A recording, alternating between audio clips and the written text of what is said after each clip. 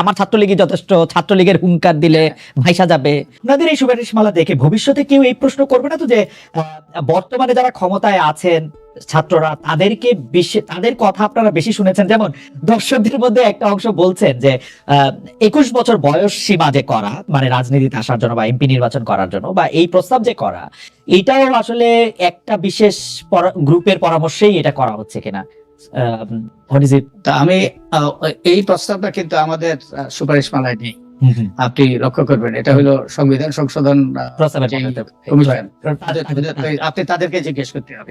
আর আমি একটা কথা সুস্পষ্ট করতে চাই, আমরা যে সুপারিশমালাগুলো প্রস্তুত করেছি এতে কারো কোনো প্রভাব ছিল না। আমরা সম্পূর্ণ স্বাধীনভাবে আমাদের বিবেক বুদ্ধি বিবেচনা খরচ করে এবং ব্যাপক জনগোষ্ঠীর সাথে আলাপ আলোচনা করে তাদের মতামতের ভিত্তিতে আমরা এগুলো প্রমাণ করেছি। সরকারের কিংবা কারোই কোন রকম প্রভাব ছিল না, আমি এটা সুস্পষ্টভাবে বলতে চাই। এবং আমি আরো বলতে চাই, আমি একজন বয়োজ্যেষ্ঠ মানুষ, আমি জীবনে বহু কিছু করেছি। আপনি যেই দেশে আছেন সেই দেশেও আমি শিক্ষকতা করেছেন লম্বা সময়, আমি নেসাতে কাজ করেছি, আমি আরো বহু কিছু করেছি। কিন্তু এই কাজটা ছিল এই কমিশনের প্রধান হওয়া, এটা ছিল আমার জীবনের সবচেয়ে বড় অ্যাসাইনমেন্ট। এবং এই অ্যাসাইনমেন্টটা, কারণ এটা খুব কম লোকের জীবনে ভাগ্য জুটে যে একটা জাতির নির্বাচন ব্যবস্থাকে পরিচালিত করা, একটা গণতান্ত্রিক ব্যবস্থাকে কার্যকর করা।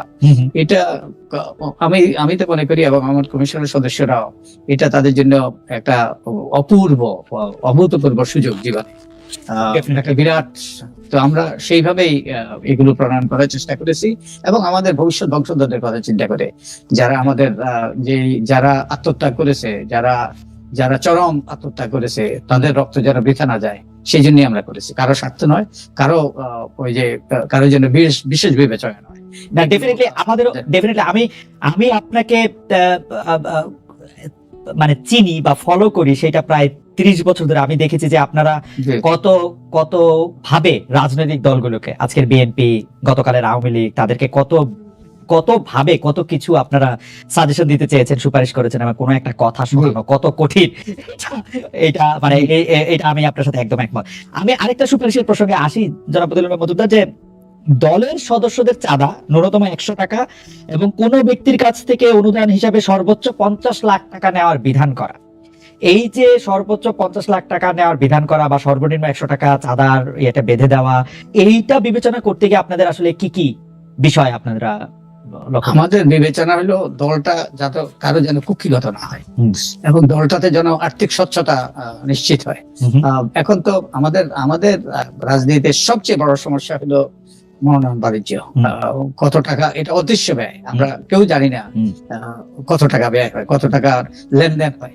এবং এই জন্যই কিন্তু আমাদের সংসদ এবং ব্যবসায়ীদের ক্রয়, এই জন্যই আমাদের সংসদ সদস্যদের বিরুদ্ধে এত অভিযোগ। তো আমরা যে রাজনৈতিক দলগুলো গণতান্ত্রিক হইতে হবে, একই সাথে আর্থিকভাবে স্বচ্ছ হইতে হবে। এবং এটা 50 লাখ টাকা হইতে পারে, 30 লাখ টাকা হইতে পারে, কিংবা আরো বেশি হইতে পারে। কিন্তু দলটা যেন কারো কুক্ষিগত না হয়, এবং একই সাথে যেই অর্থই লেনদেন হয় এটা যেন ব্যাংকিং চ্যানেলে হয়, এবং এটা যেন স্বচ্ছতার ভিত্তিতে ব্যয় হয়, এবং এগুলো যেন তারা অডিটেড হিসাব নির্বাচন কমিশনে জমা দেয়, এবং এগুলো যেন নির্বাচন কমিশনের নিরীক্ষণের সুযোগ হয়। তো একটা আমি বারবার করে বলছি, এটা দল যদি গণতান্ত্রিক না হয়, দল যদি স্বচ্ছ না হয়, দল যদি দায়বদ্ধ না হয়, এবং দল যদি সিন্ডিকেটের মতো আচরণ করে, যেটা অতীতে করেছে, তাহলে কিন্তু আমাদের যে অতীতের যে ইতিহাসের পুনরাবৃত্তি ঘটবে, আমরা কেউ চাই না। এইটা কি আপনি চান যে শুধু মানে নিরীক্ষা বিভাগে এটা নিরীক্ষা করতে পারুক, নাকি পাবলিক ডকুমেন্ট হিসেবে এটা থেকে যাক, যে আমি ওয়েবসাইটে দেখতে পাবো যে কে 50 লাখ টাকা চাঁদা বিএনপি বা জামাতকে বা আওয়ামী লীগকে দিল? আপনার এবং আপনার দর্শকদের জন্য আমি একটা তথ্য দিতে চাই। এই নির্বাচন কমিশনের রাজনৈতিক দলের হিসাব নিকাশ, অডিটেড হিসাব নিকাশ জমা দিতে হয় নির্বাচন কমিশনে। বহু বছর আগে আমি এই সকল হিসাব নিকাশের তথ্য চেয়েছিলাম, নির্বাচন কমিশন আমাকে দিতে ব্যর্থ হয়েছে, তারা দেয় নাই, এগুলো বলেছে গোপন। আমি তথ্য কমিশনে গিয়েছি, তথ্য কমিশনও দেয় নাই, এগুলো গোপন তথ্য। শেষ পর্যন্ত আমি আদালতে গিয়েছিলাম, এবং আদালতে রায় হয়েছে যে যে কোনো তথ্য যে যে কর্তৃপক্ষ, ওই যে তথ্য অধিকার আইনি কর্তৃপক্ষ মানে এই যে নির্বাচন কমিশনের মতো সরকারি অফিসগুলো এবং সরকারি কর্তৃপক্ষ, সরকারি প্রতিষ্ঠানগুলো, তাদের কাছে যেই তথ্য আছে সেগুলো public information subject to disclosure.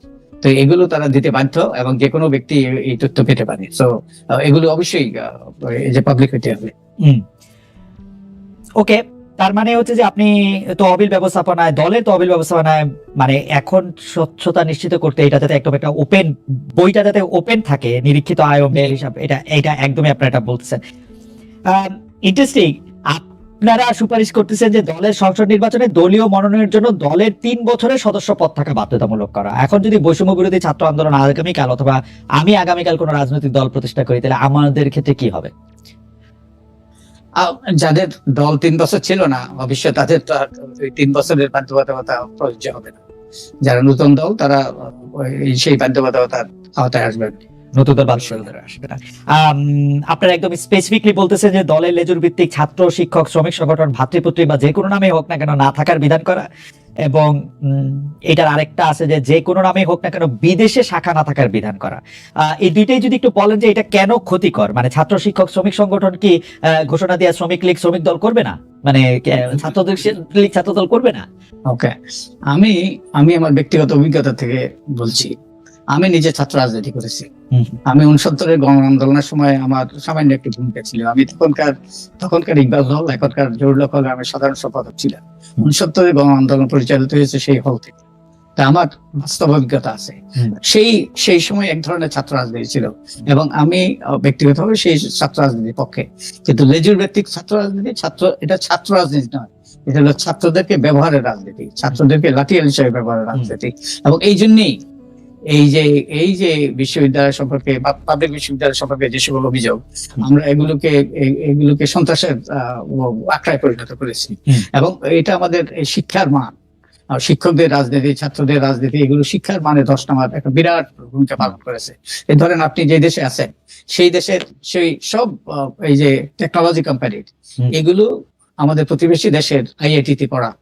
আমাদের একটা আইআইটি আছে, আমাদের এরকম কোন একটা প্রতিষ্ঠান আছে? কোন একটা প্রতিষ্ঠান নাই। কারণ আমরা এই প্রতিষ্ঠানগুলোকে ধ্বংস করেছি আমাদের দলীয় স্বার্থে, ব্যক্তি স্বার্থে, এবং যার ফলে আমাদের সেই রকম শিক্ষা প্রতিষ্ঠান গড়ে উঠতে পারে না। এবং তাই যে ছাত্রদের কাজ হলো, প্রত্যেকের দায়িত্ব থাকে। ছাত্রদের দায়িত্ব হলো লেখাপড়া করা, ভবিষ্যতের জন্য প্রস্তুত হওয়া। এবং হ্যাঁ, দেশের ক্রান্তি লগ্নে তারাও নাগরিক হিসেবে তারাও তাদের ভূমিকা পালন করবে। কিন্তু ছাত্রদের মূল দায়িত্ব, কর্তব্য হলো তাদের যে সর্বোচ্চ বিকাশ, মেধা, সৃজনশীলতা, নেতৃত্ব, সবকিছু সর্বোচ্চ বিকাশ। রাজনীতির দায়িত্ব হলো রাজনীতিবিদ, তারা ছাত্রদের মধ্যে যদি কেউ রাজনীতি করতে চায় তারা রাজনৈতিক দলের অংশ হোক, কিন্তু লেজুর ভিত্তিক বিশ্ববিদ্যালয়গুলোকে সন্ত্রাসের আখড়ায় পরিণত করা। এবং বাই দি ওয়ে যেই সকল রাজনীতি হচ্ছে ছাত্র রাজনীতির নামে, সেগুলো কিন্তু দণ্ডবিধিতে দণ্ডযোগ্য অপরাধ। এবং এই আইন যদি প্রয়োগ করা হয়তো বহু লোক জেলে থাকতো।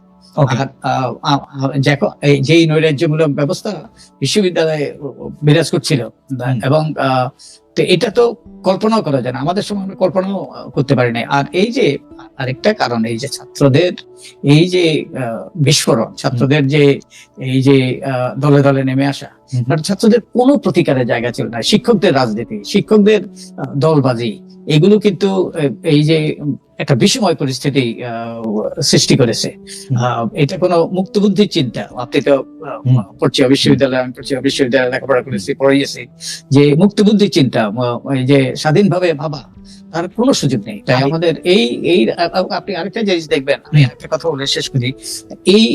আমি অনেকগুলো জনমত জরিপ দেখেছি, প্রায় অধিকাংশ 90% বেশি মানুষ এই লেজুর ভিত্তির ছাত্র রাজনীতি তারা বন্ধ করার পক্ষে। আর বিদেশ শাখা, আমি একটু বিদেশি শাখা আসার আগে একটা প্রশ্ন করতে চাই, যে ধরেন